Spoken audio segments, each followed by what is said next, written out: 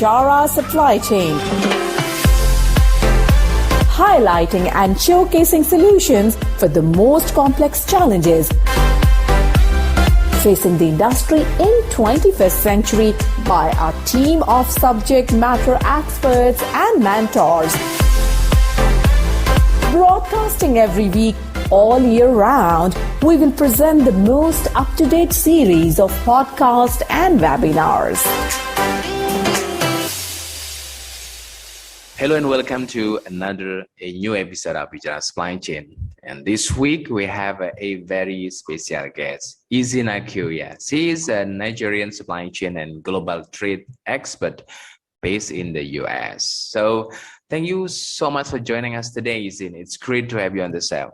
Thank you for having me. So in today's episode, we are going to talk about export and trade facilitation in Africa. But before we get started, Izin, could you please share a bit about yourself, your professional background, and you're also an editor and managing partner at the Supply Chain Africa. So tell us, what is the mission of the platform? Okay, fantastic. Thank you so much for the opportunity to be in this conversation today. I started out my career, interestingly, back in Nigeria over a decade ago in marketing. I worked within the fast-moving consumer goods industry in Nigeria.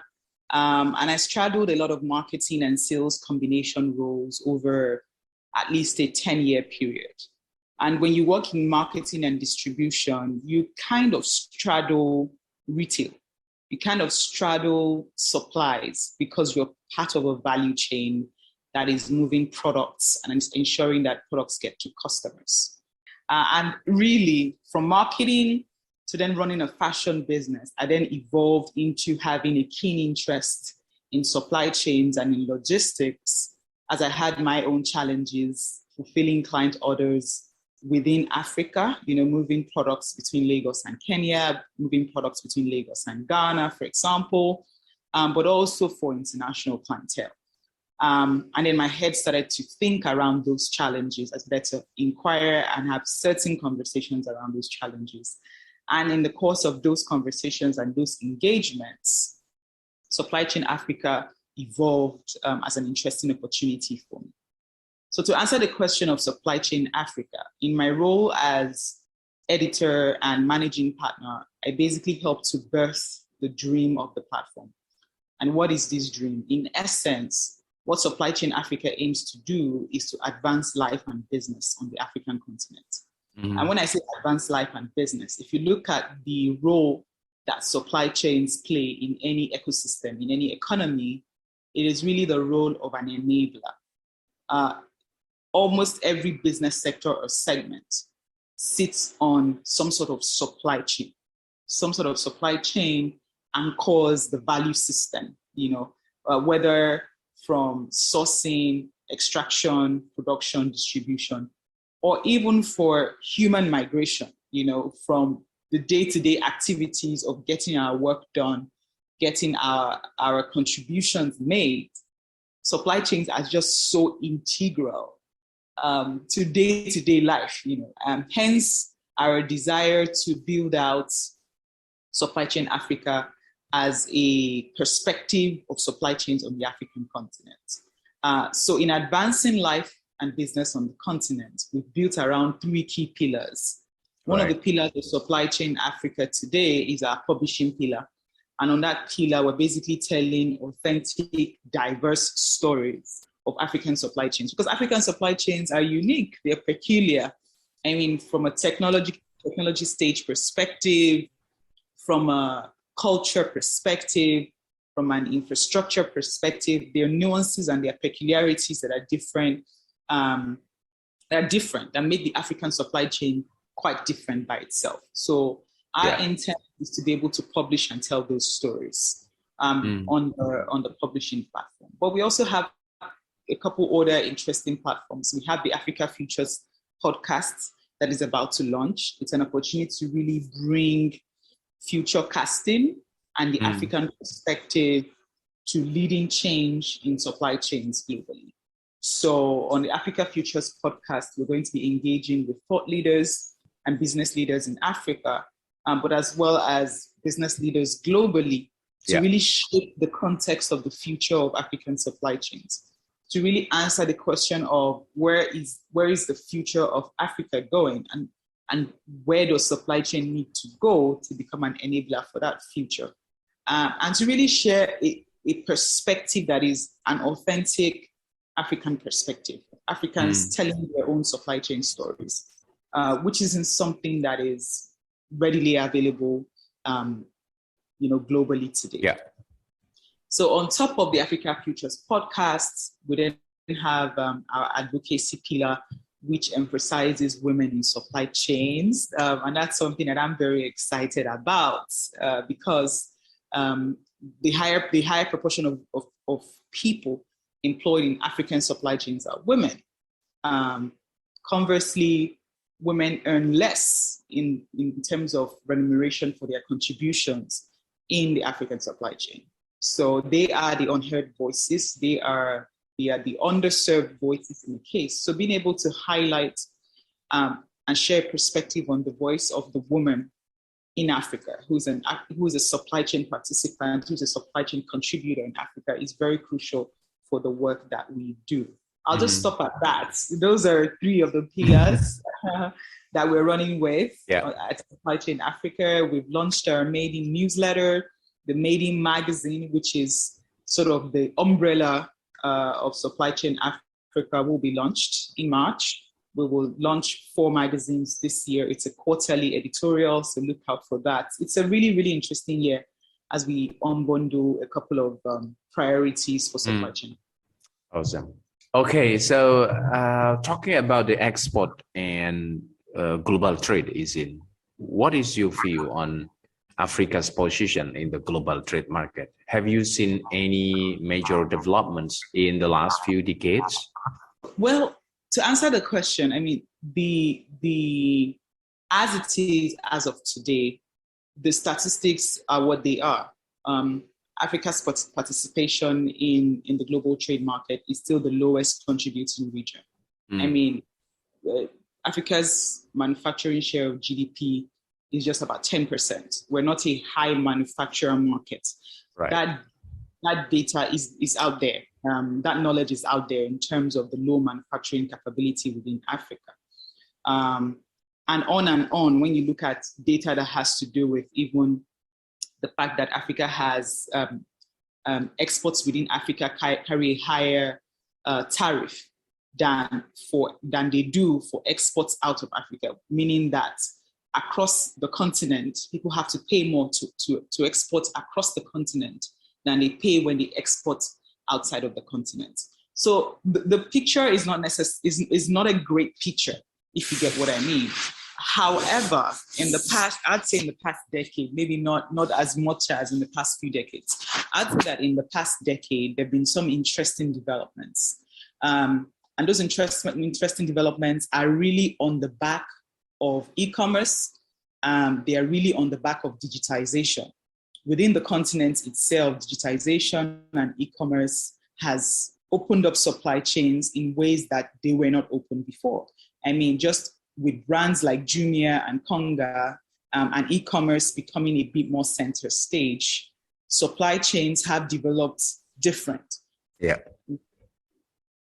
10 years ago, for example, I couldn't even imagine that I would order something online and have it delivered to me in my home in Lagos. 10 years after, like the snap of a finger, I go online, I order, and it comes to me at my doorstep. So that is a significant leap in terms of just what's happening within the continent. But when I look at what is also possible and what is evolving in terms of Africa's participation as a global trade contributor, one sector that is a key driver of that growth is the services sector. Digital services, digital skills, and global talent sourcing is really beginning to look into Africa to meet talent needs. There is a booming demography of millennials and Gen Zs who have caught on very quickly to the beauty of digital skills, digital capabilities, and they are a large workforce that is positioned to serve the African markets, but also to serve the international market. So the services sector is one sector that is already being reported as a sector that is a high growth sector, that is the highest contributor to value growth in Africa at the moment. I see a future. I mean, there are a couple of brands that we can even reference already. TopTal is hiring some of the strongest UX designers, UI UX designers, graphic designers, creatives in Africa. Andela is a huge success story of technology skills that are being hired from Africa as well, and on and on and on and on. And those models are being replicated across the continent. So if you ask me, one of the biggest outliers, one of the pathways that Africa then leverages for its global participation, it will definitely be the services sector. As new technology continues to disrupt, and as the sheer size of the African demography continues to immerse itself in digital skills, in digital capabilities, and as policy and infrastructure continues to develop to enhance capabilities in communications and in technology across the continent, I envisage that services and digital products, digital talent, basically, will be in the front line of Africa's exports to global markets. Yeah. But on top of that, on top of services, is also a growing product export that is still quite limited just because of the sheer cost of logistics, the sheer cost of delivery, the challenges with geographical connection within Africa and other markets, but also even the cultural nuances around shopping. I have never shopped from any other African country, personally. Yeah. But I have shopped from the UK to Nigeria. I have shopped from the US to Nigeria. So for the products segment of digital goods that I expect to also be another forerunner for global trade, within Africa. So when I say global trade, I mean trade within Africa, exports within Africa, but also export outside of the region. I expect that this is another segment that has huge potential. Yeah. And it may not evolve along the classic lines of big manufacturing. I mean, there is big manufacturing, bit by bit, happening in countries like Ethiopia and Morocco that are quite known globally for their textile and fashion production capabilities. But I also think that it will also evolve from a perspective of smallhold brand to consumer businesses who are producing different products in fashion, in skincare, in gallantry, in household goods, who have begun to build access to international markets, leveraging social media, leveraging online marketplaces and stores. Those are an interesting segment to begin to look at because they are small. Most of them are family owned and family run, but there are many of them. And there is an interesting and interested diaspora market that has begun to adopt the direct to consumer buyer approach. They're no longer necessarily stuck on buying from the big established brands. They are as willing to go on an Instagram platform, see something that they like from anywhere else in the world, and simply just go into the chat, into the DM and have a conversation with that person. And if that person provides global shipping, they're willing to go ahead and buy. So in addition to the services sector, in addition to markets that are emerging as hub markets, such as markets like Ethiopia and Morocco that I mentioned, that could really be, transitional markets. Even Kenya as a hub market for coffee, Eastern Africa generally, that region as a hub market for coffee and tea and goods like that. There are also a vast range of smallhold businesses, fashion, in skincare, in household goods, in gallantry, who are already reaching international markets via their small social media handles on Facebook and Instagram. That is where the next opportunity also lies. They have the biggest challenge because their product is a physical, tangible product compared to the services sector.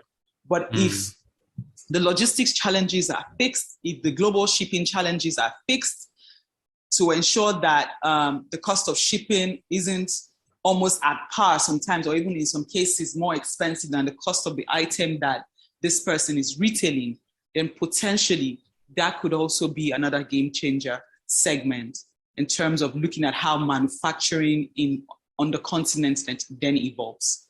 Interesting. You just mentioned that generally the participation of Africa in the global trade is still lower than expected. But however, I found very interesting fact as well. In March 2018, the African countries signed a landmark trade agreement called the African Continental Free Trade Agreement, or AfCTA. So in your opinion, what is the objective of this agreement, and how can the African countries take advantage of the benefits for this free trade agreement?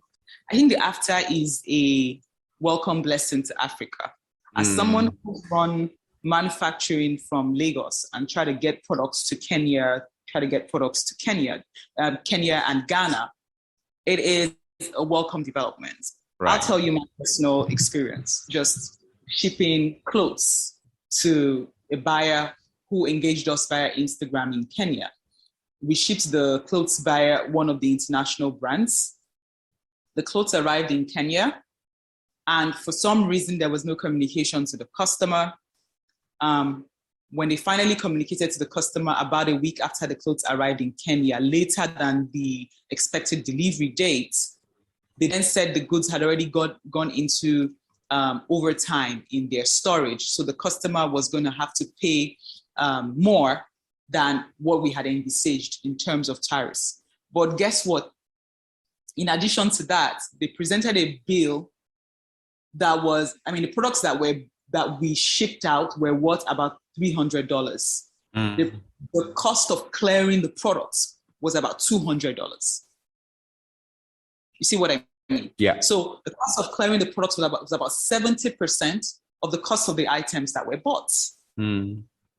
That is a reality that I did not envisage when I set up a fashion manufacturing business in Nigeria. But that is a reality that I had to contend with. And I had to go back and forth with the shipper.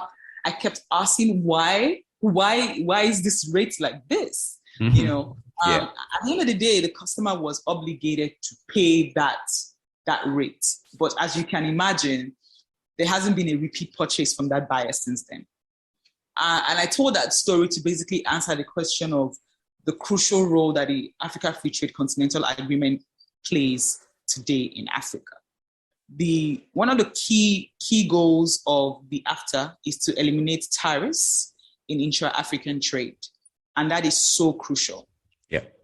At the moment, African countries spend more on tariffs shipping within Africa than they spend on tariffs shipping outside of Africa.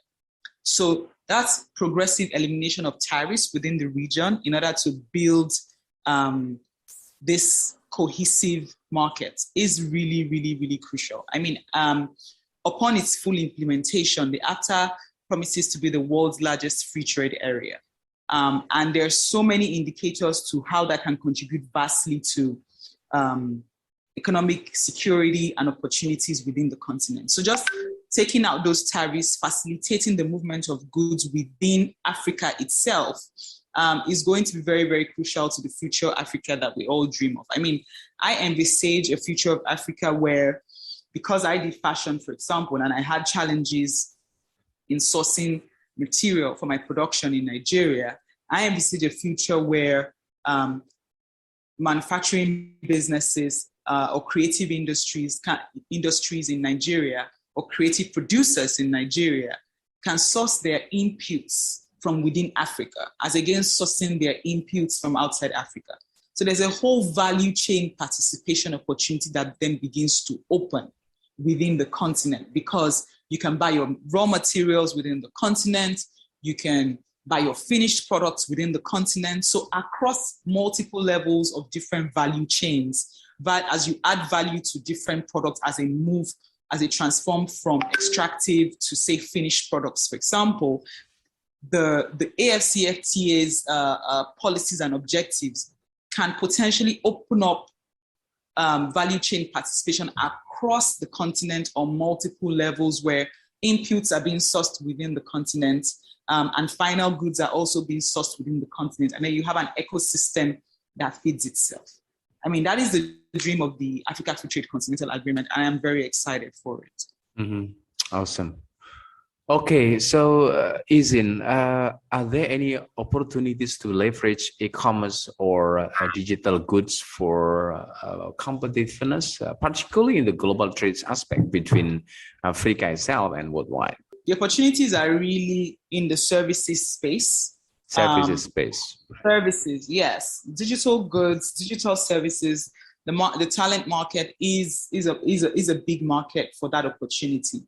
I mean, as brands continue to globally outsource their talent needs and their labor needs, Africa definitely, I mean, just based on the shared demographics, but also the quick acceleration and adaptation of digital skills within Africa.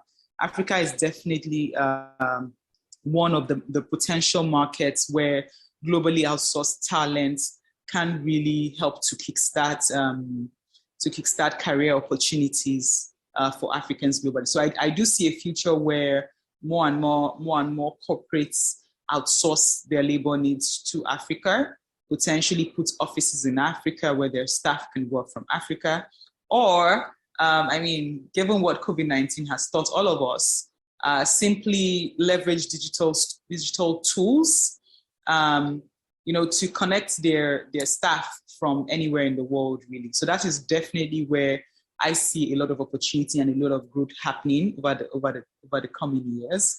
But like I said, on the back of the Africa Free Trade Continental Agreement, I also see opportunities for growth with direct-to-consumer brands, basically small brands who sell across social media, social sellers, as well as across websites or marketplaces such as Anchor, who are reaching a large African diaspora market that is connected to Africa, in Europe, in America, in the Caribbean, who are currently sourcing from direct-to-consumer brands already. I envisage that there's going to be a significant amount of growth in that space. The Buy Africa sentiment is a growing sentiment, and I see that getting stronger and stronger as we see the positive outcomes of the Free Trade Continental Agreement on the cost of shipping and the cost of movement of goods within the continent, as well as to other continents, other markets. Mm-hmm. Awesome. Okay, so this will be my last question today, and back to the trade agreement.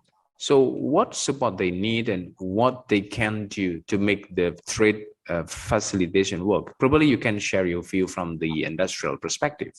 I would say that, I mean, for the trade agreement to work, I mean, there have been some concerns about the fact that a lot of African countries don't really produce what their counterparts need, and that there will be a need for diversification of the capabilities within the continent. That is something that is going to take a lot of work. That one way to do that work is for countries to look at their existing capabilities and perhaps consolidate on those capabilities. So countries that are already hubs for, say, textile, for example, consolidating on those capabilities in order to build economies of scale in those capabilities.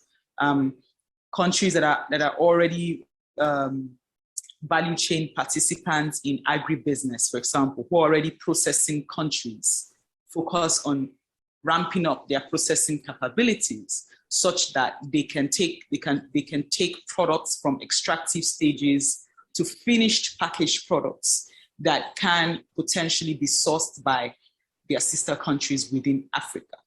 As against the current case where most of the agri-goods from Africa are basically shipped as commodities instead of finished or packaged goods. So I think in terms of diversification, there's definitely a need for countries, maybe groups of countries even, to look at their core strengths and to determine where they're going to strengthen their manufacturing and transformative capabilities in order to ensure that Africa is actually producing products, finished products that Africans need. Because if we don't produce finished products that we need, then the Africa Free Trade Continental Agreement still falls short in a sense, because people will still have to source the products that they need from wherever markets they can source those products. So I think in terms of diversification, it's going to be very crucial for markets to look at capabilities and then deepen capabilities in specific areas, such that certain blocks begin to feed certain blocks with certain products across the value chain, as well as, meet the demand for finished products and packaged goods. That is one consideration. The second consideration for me is that we definitely need a culture change, a behavior change sort of perspective across Africa. And just like I used myself as an example earlier on in this conversation, I just never really bought anything from any African country. I just never looked, even the neighboring Ghana. I would see some of the brands online. I had no keen interest in sourcing from any of those countries. If I wasn't visiting any of those countries in person, I didn't think that I would just randomly sit down online and order from any of those countries. But I think there's a culture and behavioral change part of the Africa Free Trade Continental Agreement that needs to happen, where we really need to begin to tell African stories to Africa. We need to tell stories of African brands and African products to Africans themselves, and get Africans to be interested in buying products that are made in Africa. I think that the success of the Africa Free Trade Continental Agreement will also ride on that. Mm-hmm. Awesome. At Bichara Supply Chain, we are committed to driving global perspective to embrace technological adaptation in improving process efficiencies. Don't forget to subscribe, like, and share Bichara Supply Chain. And stay tuned for the latest updates. To learn more, visit our website www.bicharasupplychain.com. Thank you for listening to us. We look forward to seeing you at our next episode.